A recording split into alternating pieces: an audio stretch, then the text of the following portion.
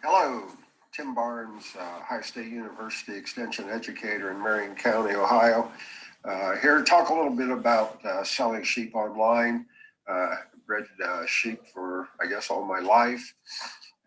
Had production sales, participated by buying and selling online. So hopefully it can give a little bit of insight here on what's happening this year. With coronavirus, obviously, our traditional auctions, I think most of them are probably not going to be held this spring and maybe even into the summer.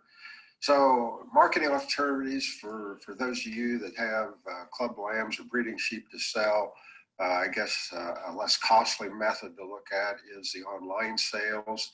I know the number of those sales have increased greatly. The number of platforms out there also has increased greatly. And that's not only for sheep, but all the species. As we look at the four factors I kind of want to touch on today: reputation, I want to talk on pictures and videos, transportation, and then kind of end up a little bit on the bidding structure. But reputation, in a nutshell, is the belief or the opinions that are generally held about your sheep. And again, customer loyalty. We all would love to have that all the time. Repeat purchasing is critical for selling your sheep.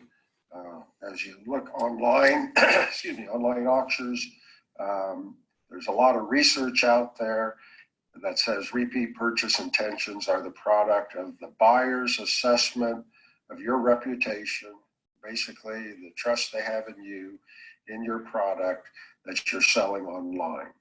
So to spend some time, think about that. Next slide here, titled 10 Factors to be Observed by the Livestock Breeder in Establishing a Reputation. Look at the date on that. It goes back to 1919. It was written by a professor in the Animal Science Department at Iowa State University. As you run through that list, I guess we need to remind ourselves often about all these things, because as it was over 100 years ago, still holds true today. Be honest, have healthy animals in good shape, advertise a lot, and when given the opportunity, exhibit and be competitive. And I think the last line that kind of sums it up: the best advertising you can have is basically a satisfied customer. When you think about online sales, pictures and videos are really just a major, major part of this. And I know it's, especially with sheep, it's hard to hire a professional photographer to take the pictures. But again, the results do probably pay off in the end. As amateur photographers, and we all have our cell phones now that get high quality pictures and take pictures. But again, the differences of having somebody to brace the sheep, hold the head exactly where it needs to be, level the top, and then the quality of photo with the different cameras. You can adjust the background, you can adjust color, you can adjust filters, and really help make the animals look as great as possible. Tips for good photos and videos. Again, safety. Cattle people, of course, work with big crews of maybe 5 or 6 people to get the pictures. But again, the safety, whether it's cattle, sheep, or hogs, or goats, just remember, keep the animals safe and also your crew.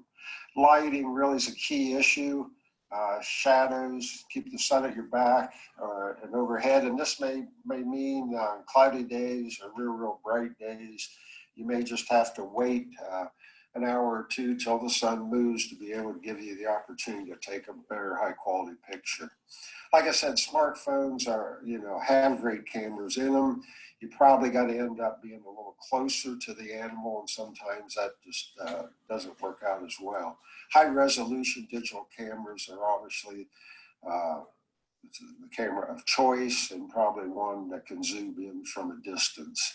Backgrounds, again, don't have distracting objects back there, whether it's a dog running through, a cat running through, a tractor, the open barn door. Just think about that a little bit. Photo angles, side views. Again, you don't want to be stand up too tall or get down too low, but probably that point of the front shoulder just behind it does give you a great view. That 3/4 view from the rear, unless you have just a super wide based animal, probably not as ideal as a side view. Again, breeding animals, make sure you do show the breed character by showing the head and the structure from the front.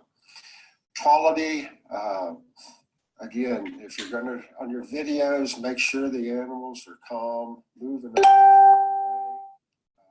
just slow and easy, and it really comes across extremely well on the videos. Creativity, think about your location, your backgrounds, your position, step through it, plan ahead, and think about and analyze what the pictures end up looking like.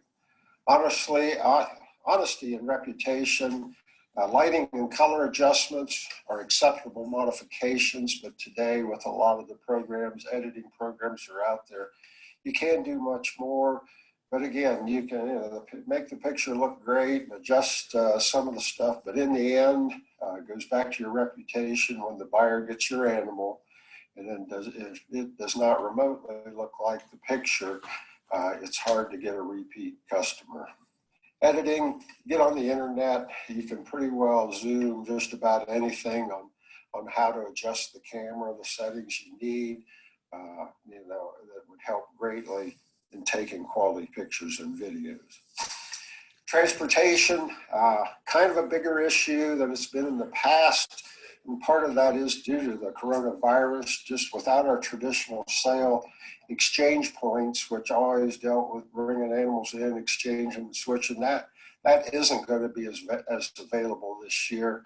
Pretty much all breeders, there is some movement around the country, but our younger or more inexperienced families just getting in the business probably don't have the opportunities to be aware of some of that. So as a seller, you really need to spend the time and effort and help them, and make sure if you have somebody that wants to buy an animal several states away, to show them the opportunities. Yes, it's probably going to cost a little more this year, but again, work with them, and I think the return will be a repeat customer. Here I do have several of the more commercial people that will move livestock. Again, if you work with them, remember a lot of times it's multi-species on those trailers. And again, they are professionals and do an excellent job working with them. But here's just a list for your help. Again, that additional transportation costs, buyers are probably going to take that into consideration this year a little more than maybe they have in the past.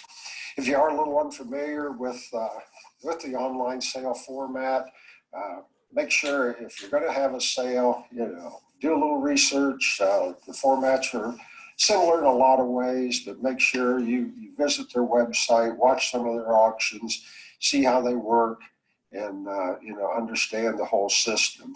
I think most of them do use the racehorse style closing format. There's a few deviations of that, but generally it is pretty common.